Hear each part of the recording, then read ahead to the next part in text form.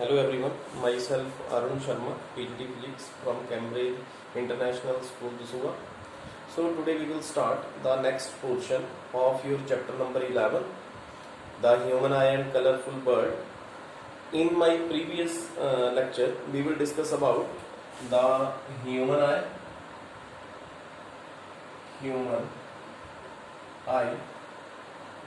its structure and different parts of eye and its function. So first of all, we will recap the last topic, human eye. So human eye is spherical in shape and its diameter is approximate 2.3 centimeter.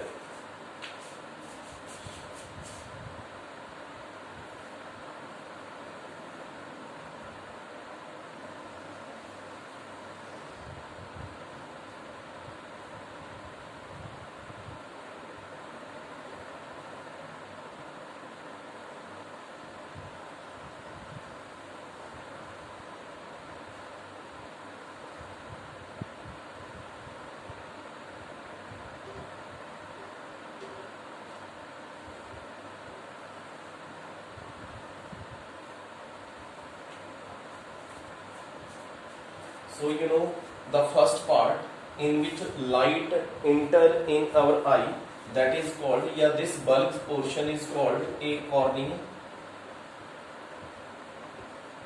This bulb part is called a cornea in which light enter, and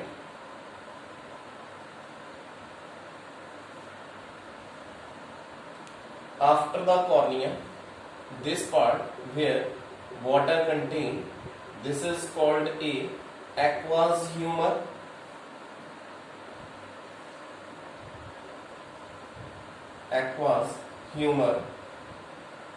In which contain 99% water and some vitamins. After that, first portion is your cornea. After cornea, there is a aqueous humor, and after that, this portion is called iris,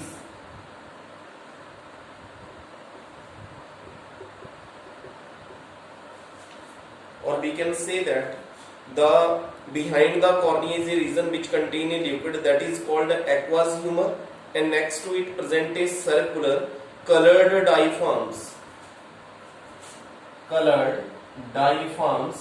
that is called a iris.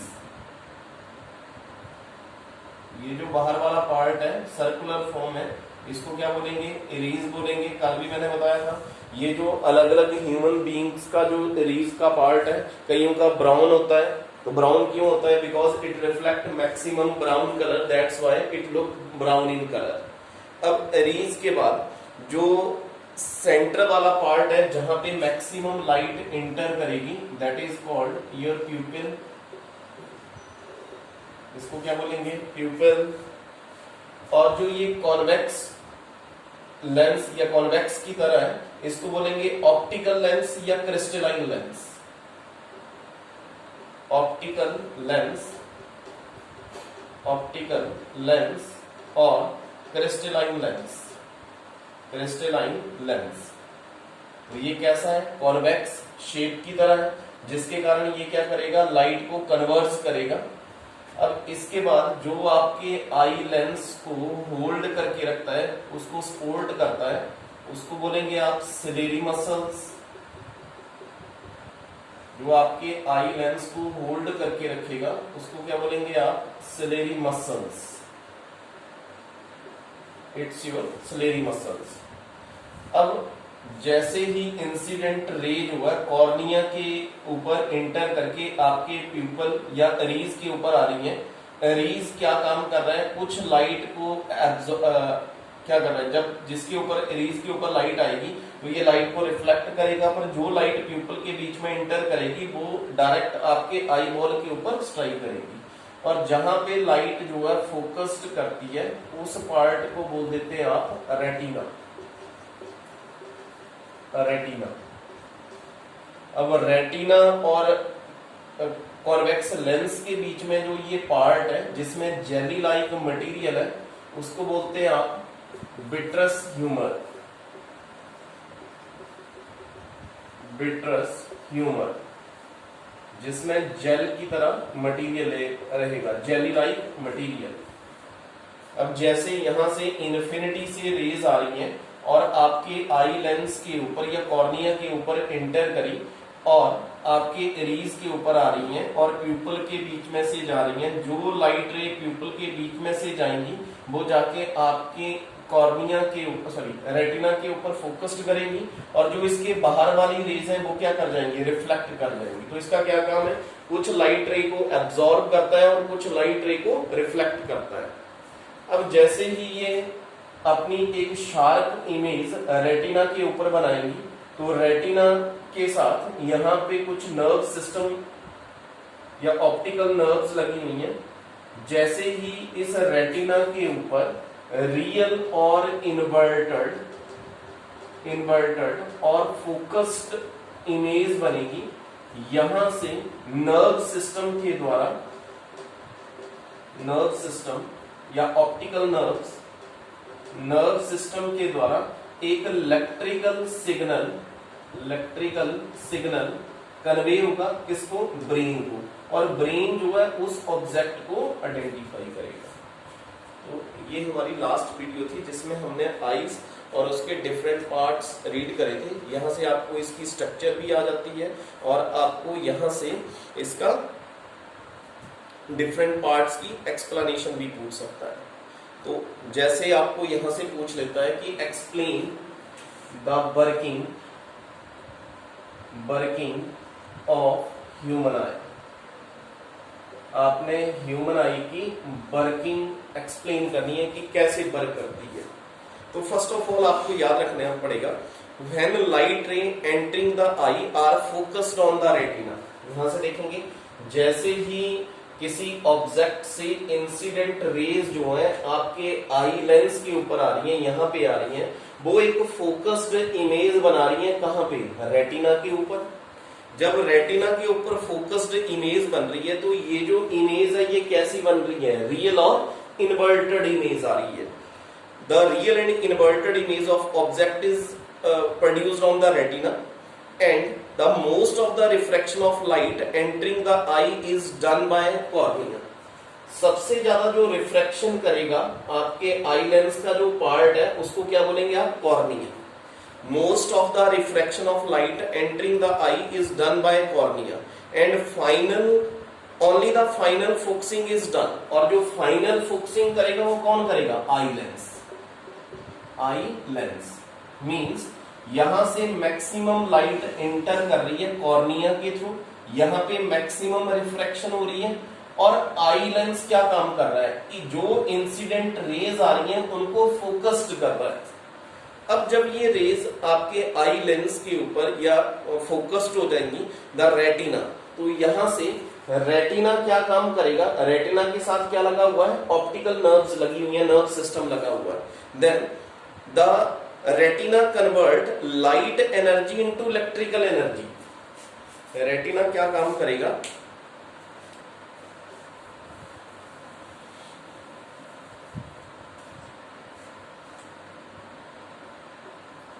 Retina convert light energy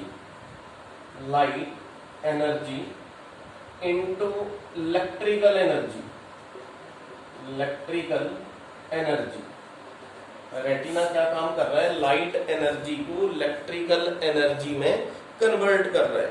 जब light energy electrical energy में convert होगी, electrical signal produced by retina reaches the brain.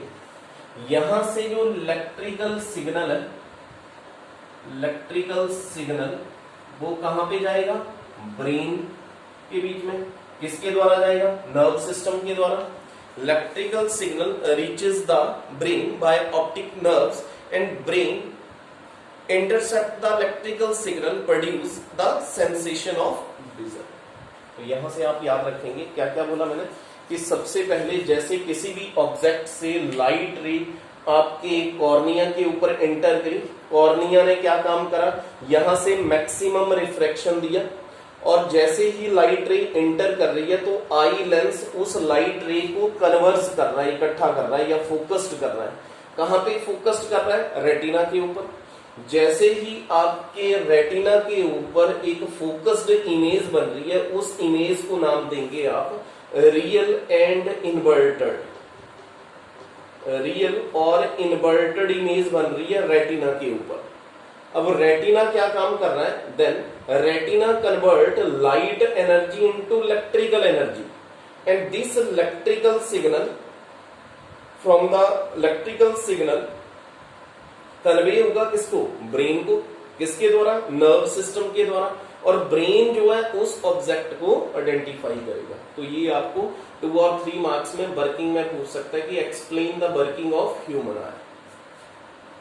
तो आप एक बार फिर से explain कर रहा हूं कि कैसे वर्क करती है। तो आप बोलेंगे light ray entering the eye are focused on the retina, focused on the retina by a eye lens, and a real and inverted image is obtained on the retina.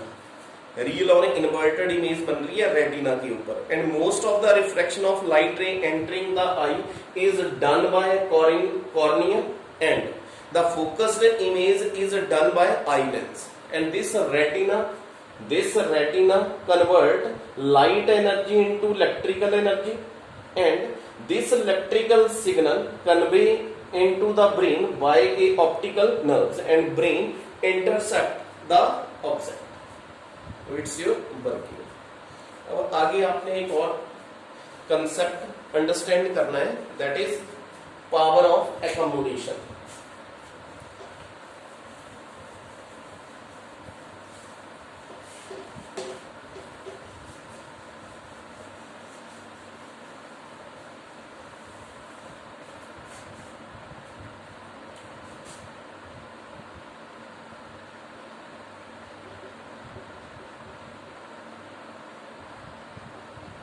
Power of accommodation. अब power of accommodation किसको बोलते हैं, या आप बोल सकते हैं the ability of eye lens to adjust the focal length of eye. The ability of eye to adjust the focal length of eye lens is called a power of accommodation. Mean eye lens की जो power है जिसमें focal length को adjust करना है, उसको क्या बोल देते हैं आप, पावर ऑफ एकोमोडेशन। अब पावर ऑफ एकोमोडेशन को अंडरस्टैंड करने के लिए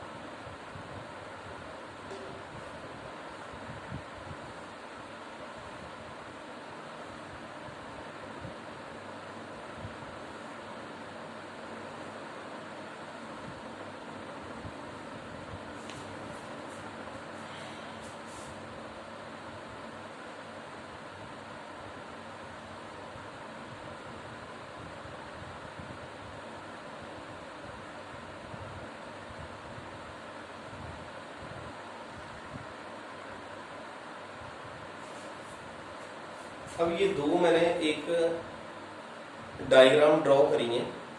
अब इसमें फर्स्ट केस में क्या है कि जो ऑब्जेक्ट प्लेस करा हुआ है मैंने इन्फिनिटी के ऊपर, object is placed at infinity. यहां से पैरेलल इंसिडेंट रेज आ रही हैं और इंसिडेंट रेज जो है मैक्सिमम कॉर्निया के ऊपर एंटर करके आपके एरीज और प्यूपल के ऊपर स्ट्राइक कर रही है। अब जो रेज एरीज के ऊपर आ रही हैं वो यहाँ पे स्ट्राइक करके वो तो क्या हो जाएंगी, रिफ्लेक्ट हो जाएंगी, पर जो प्यूपल के अंदर स्ट्राइक करेंगी वो अपनी एक फोकस्ड इमेज बनाएंगी कहां पे, रेटिना के ऊपर, यहां पे। अब ये कौन सा लेंस है, कॉन्वेक्स लेंस है, तो कॉन्वेक्स लेंस को कौन सा लेंस बोलते हैं, कन्वर्जिंग लेंस। ये रेज को एक पॉइंट के ऊपर जाके फोकस्ड कर रहा है, उस पॉइंट को नाम दिया हमने रेटिना। रेटिना के ऊपर फोकस्ड कर रहा है और कैसी इमेज बना रहा है, रियल और इन्वर्टेड इमेज बना रहा है, रियल एंड इन्वर्टेड। अब ध्यान से देखेंगे, यहां से मैं अगर एक नॉर्मल ड्रॉ करूं तो नॉर्मल के बीच में जो एंगल बन रहा है, this angle is very very small. Mean अगर ऑब्जेक्ट जो है इन्फिनिटी के ऊपर पड़ा हुआ है और इन्फिनिटी से इंसिडेंट रेज हमारी आंखों में आ रही हैं, तो जो नॉर्मल के साथ एंगल बन रहा है रिफ्रैक्शन रेज के साथ, वो एंगल स्मॉल है। मीन आपके आई लेंस के ऊपर उस ऑब्जेक्ट को देखने के लिए जो पावर लग रही है वो मिनिमम पावर लग रही है, क्योंकि यहां से बेंडिंग जो है कम हो रही है। आंखों की जो रेज बेंड कर रही है उसके बीच में एंगल कम है। मीन आपकी आईज के ऊपर जो पावर लग रही है वो कम लग रही है। To adjust the focal length of eye lens is called a power of accommodation. अब सिमिलर केस में मैंने क्या करा, जो आपके पास ऑब्जेक्ट जो है इन्फिनिटी के ऊपर पड़ा था, उस ऑब्जेक्ट को मैं आपके आई लेंस के बहुत ज्यादा क्लोज लेके आ गया, ऐसे। अब क्लोज लेके आ गया तो दैट मीन इट इज, ये क्या हो रहा है, यहां से डाइवर्जेंस हो रही है, रेज डाइवर्ट कर देंगे और यहां पे स्ट्राइक करके जो रेज के ऊपर आ रही है वो तो रिफ्लेक्ट होगी, बट जो आपके प्यूपिल के ऊपर आ रही है वो क्या करेंगी, कन्वर्स और focused on the retina, focused कर रही है रेटिना के ऊपर। अगर यहीं से मैं एक नॉर्मल ड्रॉ करूं, ये नॉर्मल ड्रॉ कर रहा हूं, तो नॉर्मल और रिफ्लेक्टेड रे के बीच में जो एंगल बन रहा है वो क्या बन रहा है, बड़ा एंगल बन रहा है। पहले ये रे डाइवर्स करी, उसके बाद ये कन्वर्स करनी है। मीन इस नजदीक वाले ऑब्जेक्ट को देखने के लिए आपके आई लेंस के ऊपर जो पावर है वो ज्यादा लग रही है। मीन यहाँ पे बेंडिंग ज्यादा हो रही है, एंगल जो है ज्यादा बड़ा बन रहा है। उस ऑब्जेक्ट को देखने के लिए जो आपके आई लेंस की पावर है वो क्या लग रही है, लार्ज लग रही है। मीन इसमें आपके सिलेरी मसल्स को इसकी फोकल लेंथ को एडजस्ट करने के लिए या आई लेंस को इसकी फोकल लेंथ एडजस्ट करने के लिए ज्यादा पावर लग रही है। Means the focal length of eye lens is change by action of ciliary muscles. जो आपके सिलेरी मसल्स हैं उनके कारण आपके आई लेंस की जो फोकल लेंथ है वो क्या होगी, चेंज होगी। It's your ciliary muscles. अब सिलेरी मसल्स एक और काम क्या करता है, टू होल्ड योर लेंस या आई लेंस को होल्ड करके रखता है या उसके साइज को एडजस्ट करता है।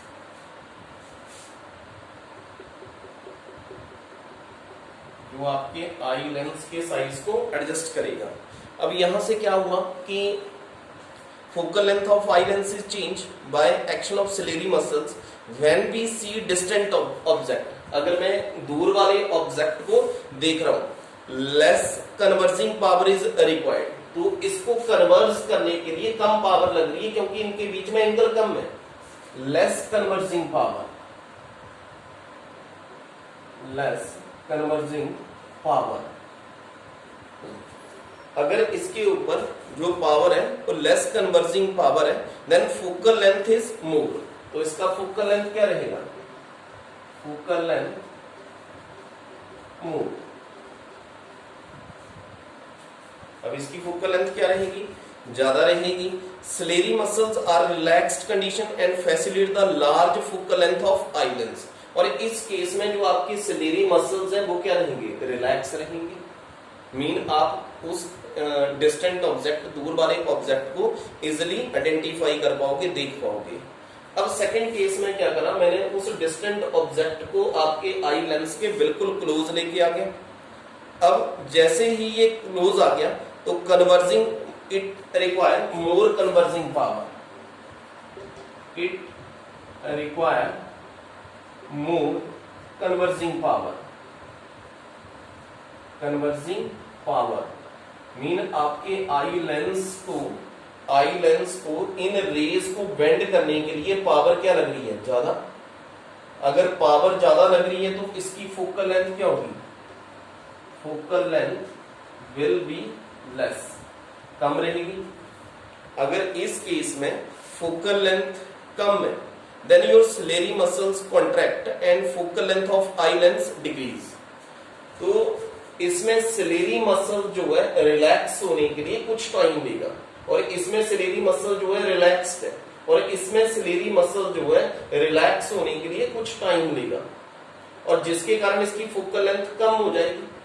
तो mean the ability to adjust the focal length of eye lens is called a power of accommodation. एक और आपको इसका एग्जांपल देता हूं कि जैसे आप सिनेमा हॉल में जाते हो, सिनेमा हॉल अंदर जो है बिल्कुल डार्क है, आप लाइट से सिनेमा हॉल में जा रहे हो, तो क्या होगा कि जैसे आप एंटर करोगे तो आपको जो सिनेमा हॉल में चेयर्स हैं या कोई भी ऑब्जेक्ट पड़े हुए हैं उनको आप क्लियरली नहीं देख पा रहे हो। अब क्यों नहीं देख पा रहे हो? क्योंकि आपका जो सिलेरी मसल्स है वो रिलैक्स कंडीशन में नहीं है। जब आपको 1 या 2 मिनट हो जाएंगे, after 1 or 2 minutes your ciliary muscles is relaxed and you can see all the objects. तो सिलेरी मसल्स जो है कुछ टाइम लेता है अपनी फोकल लेंथ को एडजस्ट करने के लिए। इस केस में आपका सिलेरी मसल जो है रिलैक्स्ड कंडीशन में, और इस कंडीशन में सिलेरी मसल जो है रिलैक्स करने के लिए कुछ टाइम ले रहा है। तो this it's called a power of accommodation. So there is a variation in converging power of normal human eye. We are able to see object at infinity which is also called a far point. जब आप किसी object को maximum distance के ऊपर देखेंगे तो उसको बोलेंगे आप far point, it's your far point. And when we see object close to us, ciliary muscles get strained and there is a limit of ciliary muscles can be strained, that is called a near point. It's also called a near point. So you know, if the object is placed at a distance of 25 centimeter from the eye, it can be distinctly with maximum strain of ciliary muscles for the our eye lens get be designated. Mean the least distance of distinct vision is 25 centimeter. You can remember what is the value of least distance of distinct vision, that is 25 centimeter. So after power of accommodation we will discuss about the defect of vision. So what are the condition for defect of vision? You know, weakening of ciliary muscles, जो आपको eyes के defect होते हैं जैसे near sightedness और long